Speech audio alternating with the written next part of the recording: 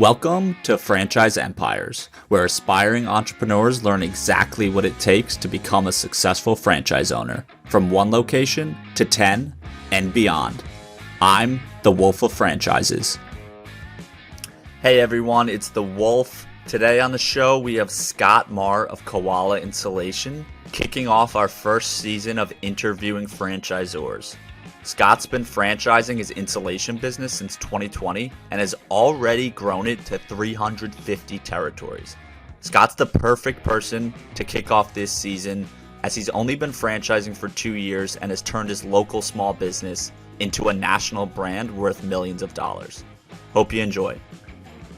The Wolf of Franchises is the CEO of Wolfpack Franchising, as well as a creator at Workweek Media. All opinions expressed by the Wolf and podcast guests are solely their own opinions and do not reflect the opinion of Wolfpack Franchising or Workweek. This podcast is for informational purposes only and should not be relied upon as a basis for investment decisions. The Wolf, Workweek, and Wolfpack Franchising may maintain positions in the franchises discussed on this podcast. All right, man. Well, so Koala Insulation, been franchising since 2020, and I know the journey started a few years prior to that. You want to just give a quick rundown of, how this home services juggernaut came to be? Yeah, absolutely. So I had a prior franchise system prior to Koala, and I ended up selling that business to private equity in 2018. And I knew that I wasn't going to be done at that point. So decided to start looking into options in the home services space. Knew that I wanted to be in home services, but just didn't know exactly where I wanted to land. And I learned about insulation and looked at a few different service offerings and learned about insulation. And the more I learned about insulation, the more I got excited about it. And we decided to get rolling and opened a pilot location to test out the model and learn about insulation. Amazing. And what was that first franchise that you sold to private equity? Was that in the home services space or a different sector? It was not. It was a mobile business. So it was the name of that company was Fleet Clean USA. So what we did was we went out to customers that had fleets of vehicles. So companies like Coca-Cola, Penske, Waste Management, a lot of companies that you've probably heard or worked with at some point or another. That was our primary customer base. And whenever I sold the business, we had over 3,500 customers that were similar in size like that. So it was a mobile business, so still very relevant from an experience standpoint to Koala. Okay, understood. And I'll get into this a little bit later in the episode, but did you use a franchise sales organization for that brand as well, or did you keep everything in-house and kind of do the development yourself? So we did development in-house. Okay. At Fleet Clean, and so we had a franchise developer, and so we didn't use an FSO. Gotcha. Okay. All right. Yeah. And for folks wondering, we'll get into that a little down the road, but an FSO is essentially kind of like a bolt-on franchise sales department, so that, when somebody like Scott has a franchise that they're looking to grow, some brands choose, rather than hire professionals who know how to, sell and bring candidates through what's a multi-month sales process. There's actually entire companies that kind of just provide that service for brands, and some operate on a retainer, some operate on performance-based agreements, but that's what we're referring to when we say FSO. And again, that's franchise sales organization. So you sell that business. Why'd you end up going into insulation? Was there some specific opportunity that you saw there locally, nationally? What was the thought process? Yeah, good question. So whenever I was looking at what I wanted to do next, I had to look at the competition from a couple of perspectives, right? I had to look at the underlying service competition. So who our franchisees, or rather who our future franchisees were going to be competing with. But then I also had to look at, who we were going to be competing with as the franchisor. And so we looked at several different service businesses, like with painting, there's so many different painting concepts out there. That space is congested. It's a large space, so naturally there's going to be more competition. But looked at a handful of different things, and insulation just really spoke to me. The more I learned about it, at first I kind of wrote it off, and I said, well, insulation, that's really only for new builds. And why would I want to have a business that only focuses on new construction? That just seems rather cyclical. But that's really not the case. In fact, the bulk of our business today is made up of retrofit work. So we're going into existing homes and re-insulating homes that were built 30, 40, 50 years ago. And so, long story short, with insulation is really about efficiency and reducing energy waste, right? So the more I learned about insulation, the more I got excited about it, because I'm like an efficiency guy. I like efficiency in all sorts of things, processes, procedures. Who doesn't like to be efficient, right? Yeah. So even prior to Koala, I'd renovated 2 houses myself, and I had insulation installed in both of those. So I already knew the benefit of insulation. And so just all the way around, insulation just really spoke to me from an efficiency standpoint. That's fascinating. Okay. Yeah. I don't know how many people would say that insulation spoke to them, but hey, you're the CEO and founder of a massive insulation franchise, so I guess it makes sense. Well, and just maybe dumb it down for me, and maybe there's someone who's going to be listening to this who won't know either. When we're saying insulation, this is like the cotton candy looking stuff that is behind the walls, and it keeps, it's supposed to keep the house warm in the winter. And you're based in Florida. It's hot there all the time, but you still need insulation? Absolutely. Yeah. So we all fight a different problem. Doesn't matter where you're based, right? If you're in, you can be in LA, you can be in Pennsylvania, Florida, it doesn't matter. You're trying to keep the warm in the winter. You're trying to keep the cold in the summer. So that's really, or vice versa. You're trying to keep the cold out in the winter, and you're trying to keep the warm out in the summer. So insulation is really good for any environment. And insulation, works the same way. So one of the things that I like to talk a little bit about is with insulation specifically. So if you think about it, we're based in the South, but we have a number of franchise partners that are in what we call cold weather markets. And here's one really simple way to look at it. So let's say that you're in Minneapolis, right? So Minneapolis in the winter, and let's say it's 10 degrees outside, and you want to keep your house at 70, 68, 70. We're going to use easy numbers here, so I don't have to do hard math. But nonetheless, you got to move the temperature roughly 60 degrees. Whereas in Florida, right, in the winter, let's say that we're based in Melbourne, so Central Florida. Let's say it's 50 in the winter, and we keep our house at 70. Well, I only have to move the temperature 20 degrees, right? So big delta there. And heating is more expensive than cooling is. So if you've ever looked at like your heating appliance, like the SEER ratings on your HVAC system, often you can see AC systems that are a SEER rating of 16 or 17 or 18. Now with high efficiency systems like mini splits, we're seeing SEER ratings like up in the mid 20s, sometimes even like high 20s. So that just means that they're extremely efficient. Whereas with heating, oftentimes the quote unquote SEER rating for an electric heating system might be a SEER rating of like 9 or 10 or 11 or something like that, but it's often really low. So not only is it more expensive to heat, it's less efficient to heat in a lot of scenarios. So insulation is really important in all climates. And it's not just about efficiency. It's not just about money. It's about comfort. Insulation will make it really comfortable. No, for sure.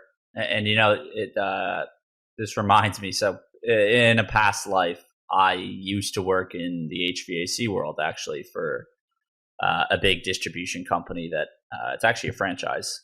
It's kind of like a hybrid franchise and cooperative model. But regardless, we sold a bunch of different products. Insulation was one of them. So, do you find yourself, is there kind of a competing edge there where maybe some HVAC suppliers try to get into the insulation game, or is there kind of some service that you guys are providing that other home services companies just really can't specialize in like you? Sure. Yeah, it's a good question. There are some HVAC companies that sell and install insulation. Yeah. It's not very many. There's only a handful that are out there that do it. Insulation is really specific because, especially like with spray foam is really technical, and spray foam is becoming a bigger and bigger piece in the insulation puzzle. And so what is that? So spray foam insulation is just a type. So it's a newer type of insulation. So we refer to like the cotton candy stuff, like the pink stuff. Yeah, right? yeah. So we refer to that as traditional insulation. So bath, blow-in, cellulose, fiberglass, et cetera. That's traditional insulation, and it's still widely used today. Whereas spray foam is a plural component chemical. Basically, it's a part A and a part B, and basically it's heated and mixed together, and it's ran through what's called a proportioner. And so basically, you're taking a liquid and then it's mixing, reacting with one another, and creating it's a polyurethane based product. So spray foam is one of those things where most HVAC companies aren't wanting to get involved in that because it's more technical, and you do have to have people operating the equipment that know what they're doing. When you start messing with chemicals and things, it can certainly be learned, but so whenever you're talking about insulation to a homeowner, sometimes they have really unique problems, whereas an HVAC company would be really good at solving their issues as it relates to their HVAC system, but they may not be specialists in insulation. So we're not really going in and quote unquote selling customers insulation. We're really educating them, and we're solving their problems, because often our customers will call us with very specific pain points and want us to solve something very specific for them. Understood. Yeah, no, I could see that. And I just think too, even from like I remember this just hearing from, because all our customers, when I was again in the HVAC world, all my customers were residential or commercial contractors, and just there was almost a branding play there for homeowners where they wanted to call the quote unquote specialists. So like all the HVAC companies that had add-on services, like they dabbled in plumbing or water heaters and things that weren't necessarily air conditioning. They always saw lower touch points there, just because the homeowner's like, no, I want to go to the plumber for that. You're my air conditioning person. So you guys are the insulation folks. So I could see even just for you why, it makes more sense for there to be a sole company based around that. But before we get to the franchising, which has taken off like a rocket ship, I do want to understand more just like the business, kind of the unit economics. So you said earlier that the primary revenue streams are for new construction. So when a new house is being built, there's an insulation crew like you guys who can have that part of the build, right? And then also retrofitting. So what does that look like? How many, I don't know, in the HVAC world, we call them technicians, the people who would fix someone's air conditioning. So, how many crew members do you need at a house for a retrofit versus a new construction? Yeah. So the bulk of our business today, I would say like 95% of our business is really made up of the retrofit. So we're going into existing homes and we're solving a problem for the homeowner directly. The construction, the new construction side is a piece that's growing within our company, and we're continuing to build upon that. Those are bigger jobs. They take longer. There's a lot of other nuances to them. So with us, with Koala still being, relatively young and being a nascent concept, we have a lot of newer franchise partners that are still learning the trade, and really getting their legs underneath them. So we advise that they don't go push on new construction really hard, in their first month or 2 months out of the gate. But as far as the installation side, so most of our franchise partners are running 2-person teams. So you have a lead, and then you have an installer helper, and that's pretty much the case on a retrofit or a new construction. If there's a really big job, sometimes they'll add a third person to help with cleanup or prep work to just make the job go smoother, especially if you have a job that's right on the edge of being more than one day.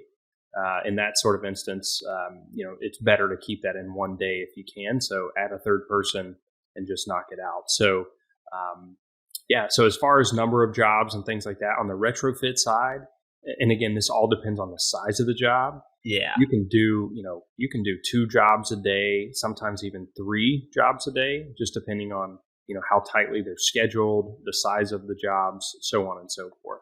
And then, of course, we have ancillary and additional services that we offer. So if they all take those additional services, then those are going to take more time. But I would say a good rule of thumb is 2 jobs per day is really where you want to be. Now, on the spray foam side, it really depends on the size of the job, because the setup and the prep time is the same realistically. And whether you're going to spray 500 square feet or you're going to spray 2,000 square feet, it's the same time and setup basically. Okay. So often on the spray foam side, it's 1 job a day, even if it's a relatively small job.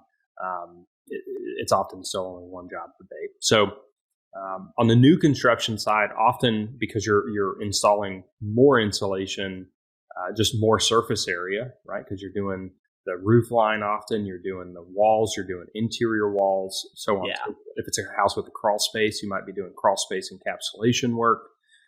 So those are often multi-day jobs, and you may even have to come back at different points of the construction process to finish up some of those jobs. And this is probably an annoying question to answer, but because again, I get there's a lot of variables. If we can get a sense though of, what's whatever your standard job is in your head, like how much is that? How much revenue are you driving, like per house? Let's call it. Sure. And let's stick with retrofitting since that seems to be the majority of the business. Yeah, on the retrofit side, our average ticket's running around $2,700. Damn. Okay. Cool. Yeah. And is that, is that including? Do you normally see conversion on the upsells? And I'd also honestly be curious to know, like what kind of are those additional revenue streams and add-on services that you guys provide? Yeah, sure. So yes, we do see adoption, with the core service and then the additional services. So we do a handful of things. So naturally, we install new insulation, but we also have to remove old insulation that's bad or just really old, where someone wants to go in and really do a full refresh on their house. So we do insulation removal services. We also do air sealing. So basically, air sealing is just controlling the movement of air between the conditioned versus the unconditioned space. So that's an upcharge and additional services, additional service. We install baffles to contain the insulation in the right parts of the attic so that your attic can still breathe if it's a traditional insulation install. We do attic hatch covers, can light covers, and then we also do solar attic fans. So if someone wants to reduce the temperature in their attic, then we can go in and install a solar attic fan. And that's often done on the day of install of the new insulation. Damn. Wow. All right. Yeah. Never would have guessed that you had all that in your wheelhouse. That's impressive. You guys ever find anything weird when you're doing the removal? I could just picture maybe there's like animals or like dead stuff or just tons of dust. We found a lot of stuff. So naturally, the common things you're going to find are like leftover nails or screws, or if there's a chimney in the house that's made out of brick, there'll be leftover bricks from the brick masonry folks. Okay. but yeah, there's been some interesting things. We found some beer cans where the house was being built. And then we've also found some old jewelry and just different things like that. So there's certainly been some things. Yeah, no, okay, that's funny. Yeah, my uncle's like pretty good handyman, and he's always just helping people on houses, and he's just found ridiculous stuff in some of the construction work. So had to ask. But all right, so moving towards the franchising part of the journey. So I know you guys started franchising in 2020. Is there anything that you did differently? Because I know you mentioned, right, that part of the reason you liked insulation was that there wasn't too much competition from a franchisor standpoint. So just since you had franchising in mind, it sounds like from the get-go, like, did you do anything differently with the initial company to set yourself up for more success? And maybe it's because you learned things that from Fleet Clean. But yeah, I'm curious, like, if there was anything that you were like, okay, well, now that we're going to franchise, we need to start doing something just a little bit differently. For sure. I mean, one of the things that I like to say is that, you're going to be smarter tomorrow, than you are today. So naturally, we've learned a ton. I learned so much from my experience at Fleet Clean. Made a lot of mistakes and also had a lot of successes there as well. It was a very successful business and exit for us. So naturally, we carried over all the best of the findings to Koala from day one, and then we've learned a ton with Koala as well, just along this journey. Coming from an industrial B2B service is very different than a B2C service business. Even though it's very similar, you're still using rigs, it's still mobile, so on and so forth. There is while there's a lot of commonalities, there are also a lot of differences. So yeah, I mean, we learned a whole lot. Just with equipment and using certain components and building rigs in house versus using an outsourced company to build the rigs so that we can better support our franchise partners. The other thing that we did out of the gate was we really thought about the end game of where what we wanted Koala to be and where we wanted it to be and on what timeline. And so we knew that we wanted to have an accelerated growth, program for opening new locations because we wanted Koala to be the household name of insulation installation. And so we put a lot of infrastructure in place from day one.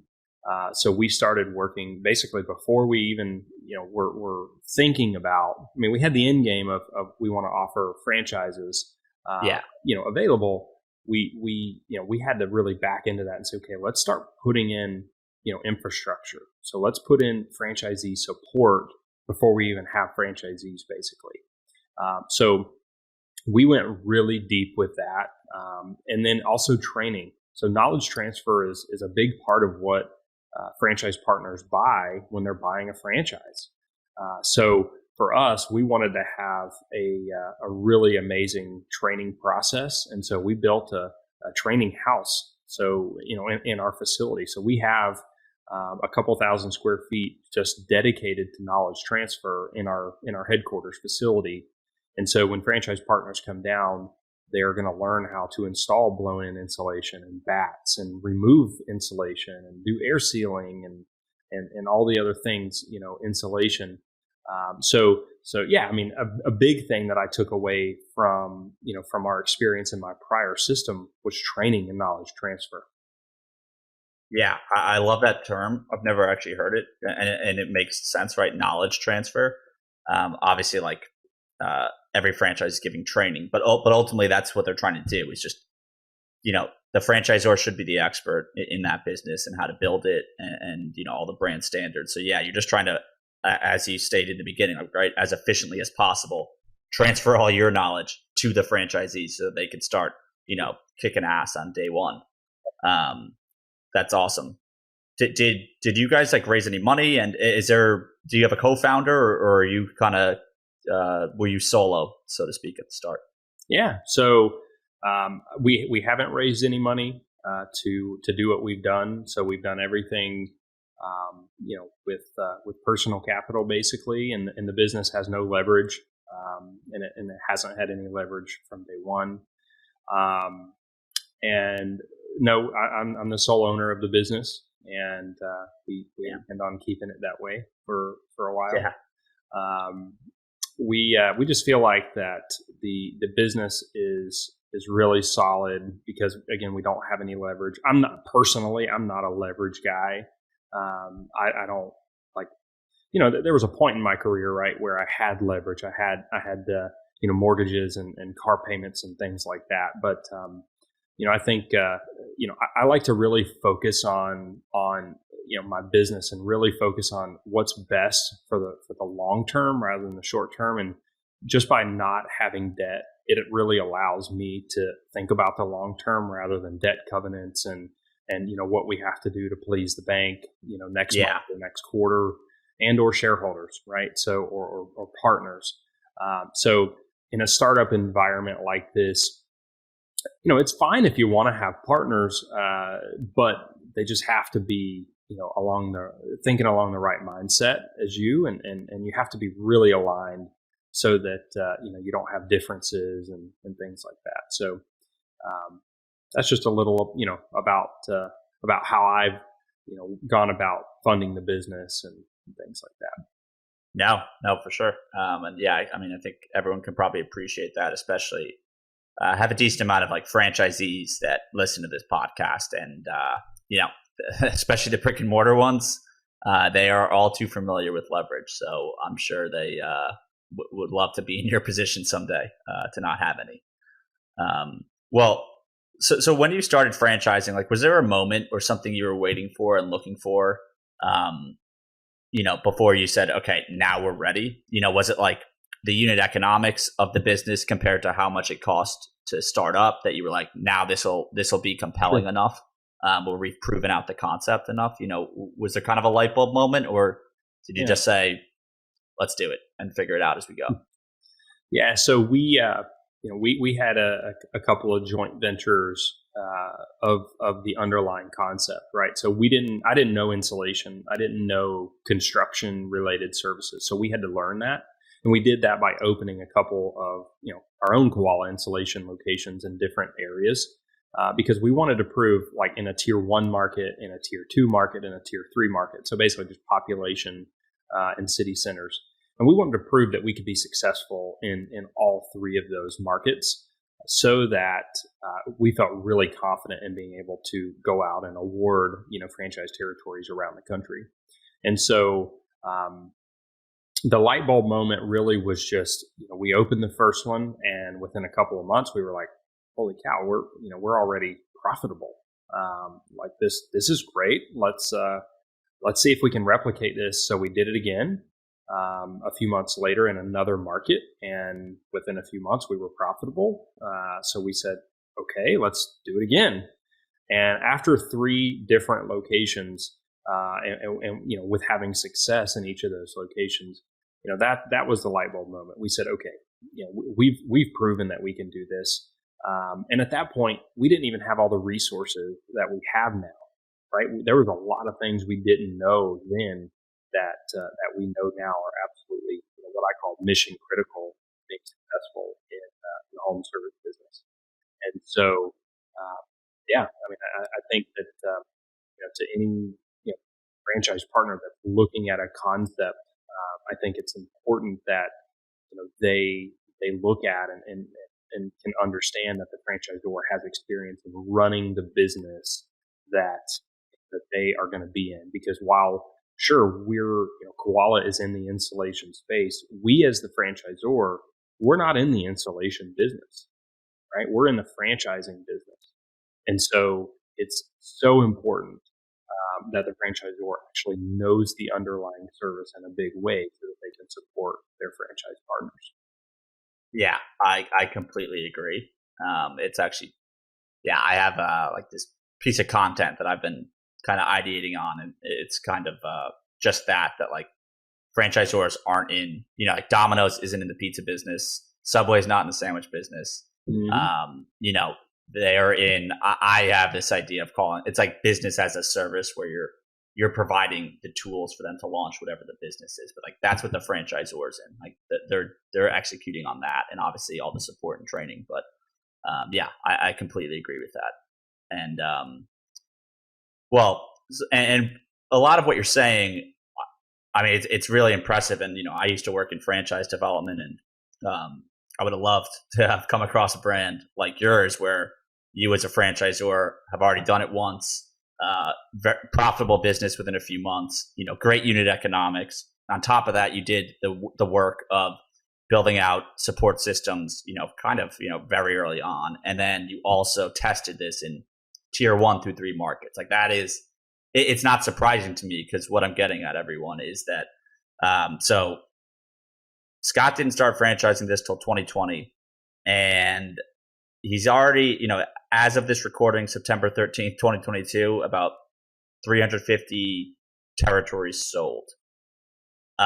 So for people not familiar with it, that is not normal in franchising. That is insane growth.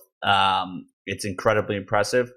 Most brands, don't do that. And by most brands, I mean 99% of franchise brands are not having that incredible growth. So, yeah, I mean, I guess we could take it year by year, or just like, I just want to know, I mean, what has it been like to manage it? How do you scale up your support team as tons of new franchisees are coming in, and the numbers still look great as the system has grown? So yeah, I mean, wherever you want to start there, man. Yeah. It's the best thing I could say is hire early and often. Okay. Just look at what I like to call the metadata, right? So look at the small data sets that are going to be meaningful to your business. So what I looked at was our pipeline of incoming prospective franchise partners, and I saw that, okay, how many people are coming into our pipeline on a daily basis, and then how many are coming in weekly and monthly, and then, okay, what does that extrapolate to mean in terms of new franchise partners signed? And so when I started to really understand that data, it took me a little while to understand what the closing percentage was going to be, and things like that. But once I understood that, it allowed me to really set the business up for success. And it allowed me to bring on additional staff resources and support staff for our franchise system. So it's been a lot. There's been, just like any business, you're going to have peaks and valleys. You're going to have days where you say, "This is the best thing. I'm so glad I did this," and then you're going to have days where you say, "What in the hell did I get myself into? This is really, really hard." We've had all of that, and to the extremes on both ends. And but the biggest thing I could say is hire early and often.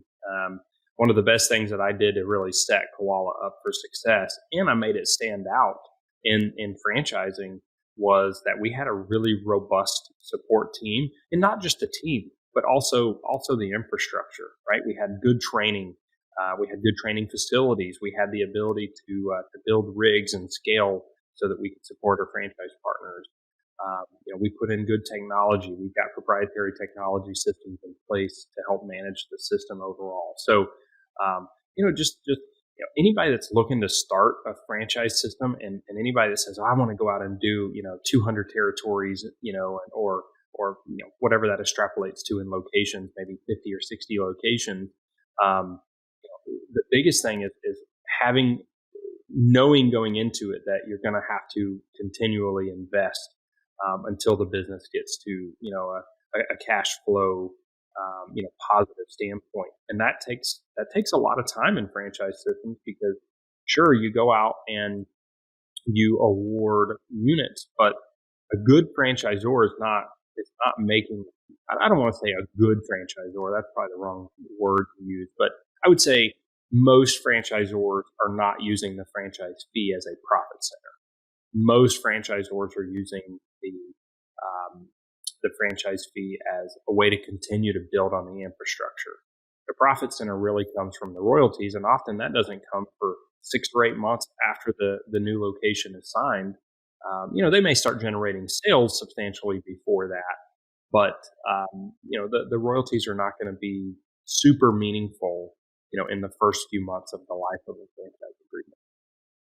Yeah. No, I mean, there's a couple important things I think you said there. I would agree with the first way you phrased it, that the good franchisors aren't doing that, because I'm not going to say. I mean, look, there's over 4,000 franchises out there.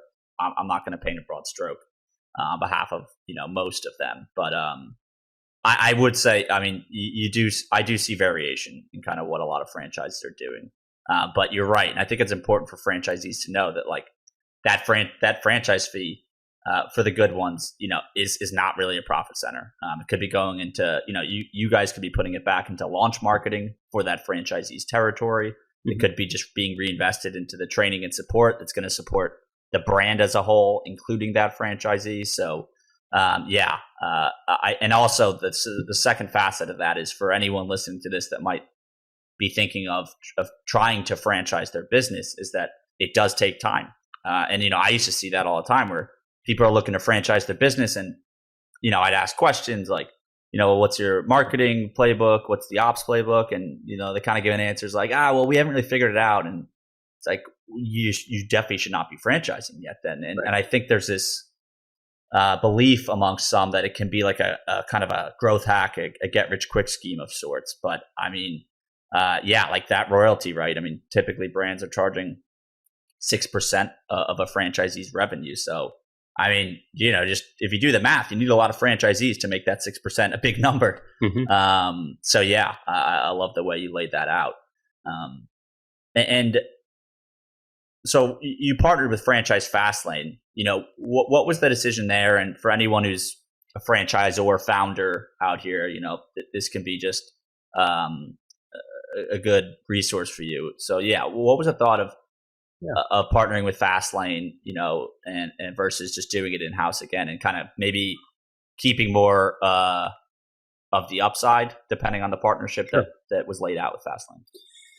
Yeah, so I watched what Fastlane was doing for about a year, maybe a year and a half before I actually ended up working with them. So Fastlane, I believe, came to market in late 2017.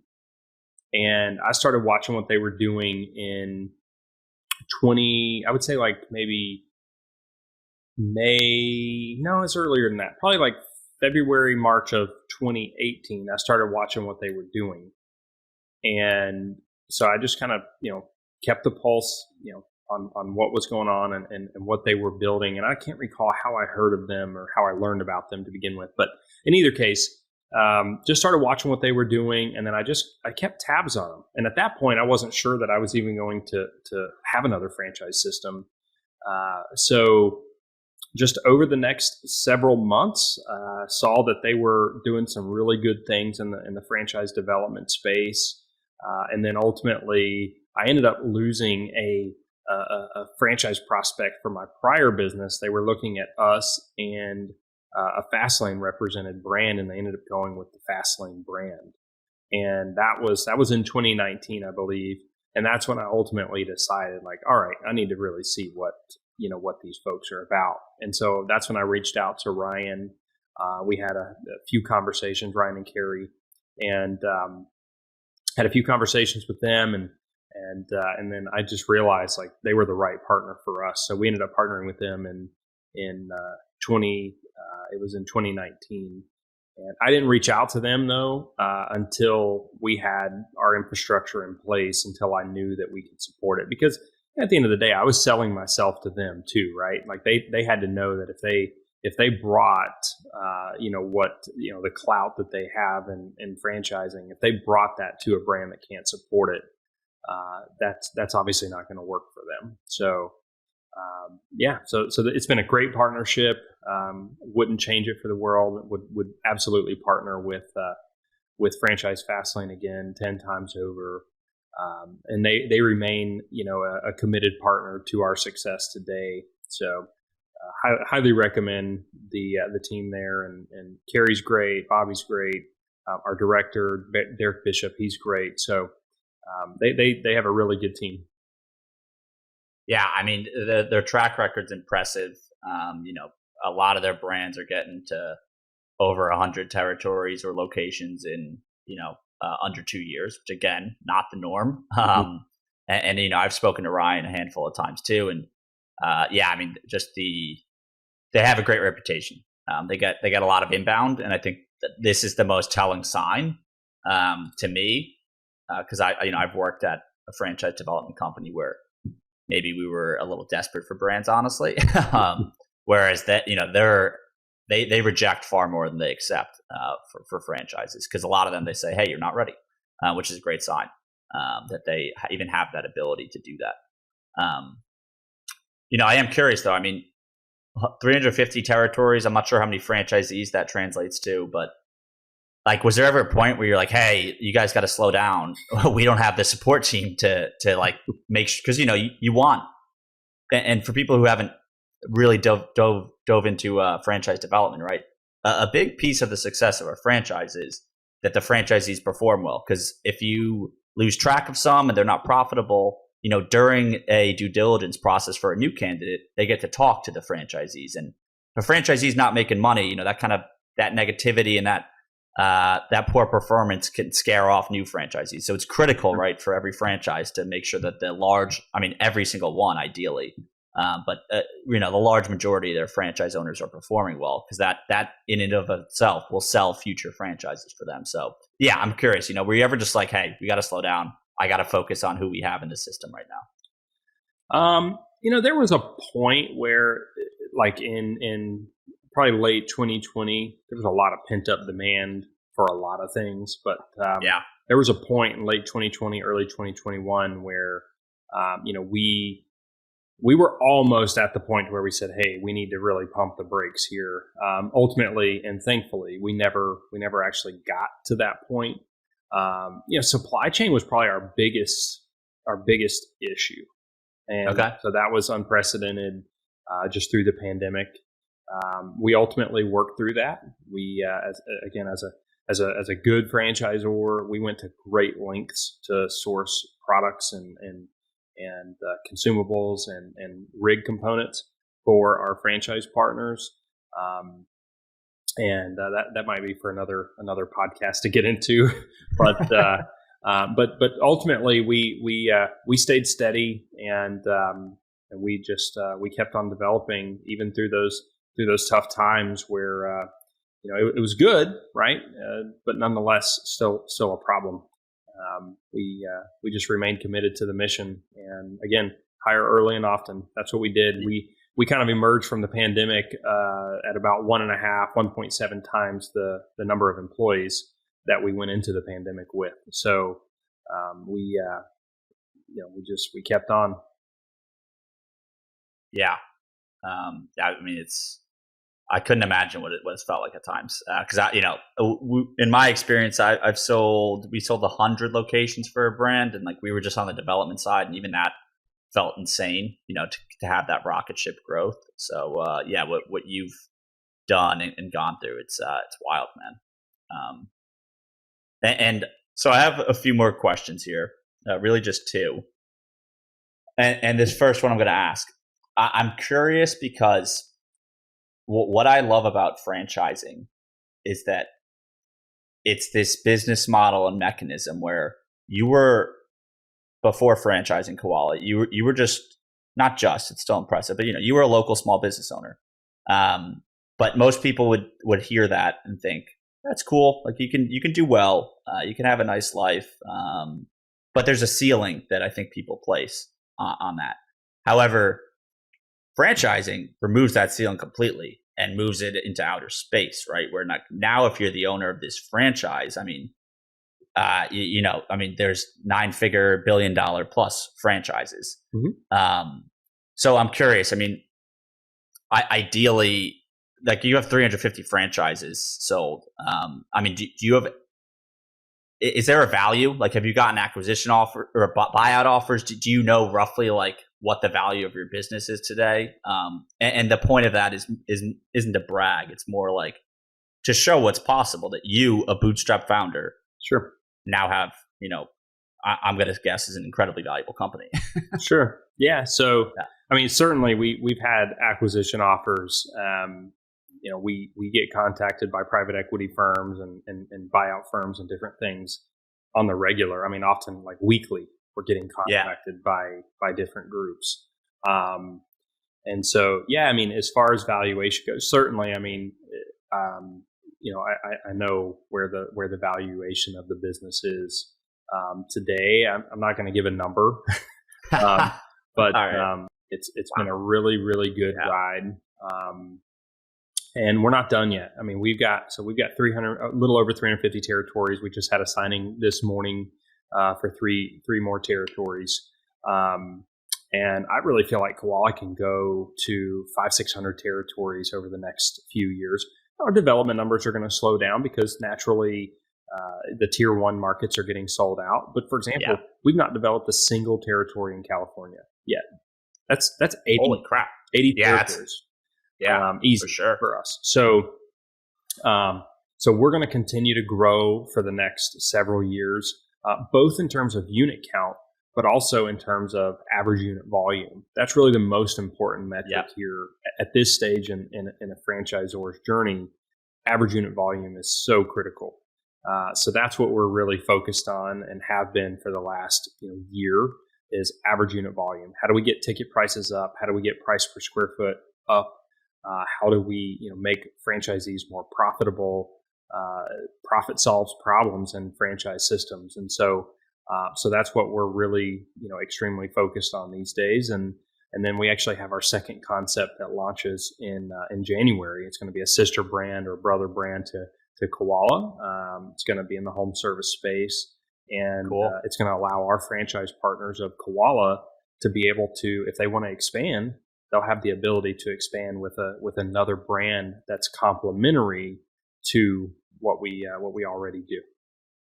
Oh, that's genius! I love that. Yep. So you're going to give basically all your existing Koala owners kind of first dibs at this new brand before opening it up maybe to others. Yeah, so it'll be, I wouldn't say all, it'll be by invitation only because naturally. Now we've had the ability to date for a little while. We get to know who the ones that that we might be interested in expanding with. So we're going to offer it to those folks that are just absolute rock stars within the Koala system. That's genius. That's really cool. Well, I'm looking forward to watching what that brand is. And I mean, my last question was going to be kind of what your goal is long term, but you kind of gave it there with your growth ambitions and then that new brand. So look, Scott, this was awesome. I learned a ton. I think a lot of people are going to be really impressed with what you've built, and hopefully, right, I want them to kind of be just have that open their eyes to what's possible, right, where that. You've already turned an insulation brand in Florida into a national brand with 350 territories. So love what you're doing, man. And is there any place where people can follow you, whether it's LinkedIn or can just kind of keep an eye on your journey? Yeah, I would say LinkedIn is probably best. And then certainly you can follow along on our websites. We post updated media and content, things like that. So LinkedIn's probably awesome. All right, and we'll have Scott's LinkedIn account in the show notes. So if you want to give him a follow or connect with them, you can do so there. But awesome. All right, man. Great chatting, and we'll talk soon. Thank you much. Thanks for listening to Franchise Empires. We're coming to you soon with actionable insights to take the next step on your franchise journey. So make sure to subscribe on Apple, Spotify, Google, or wherever you listen.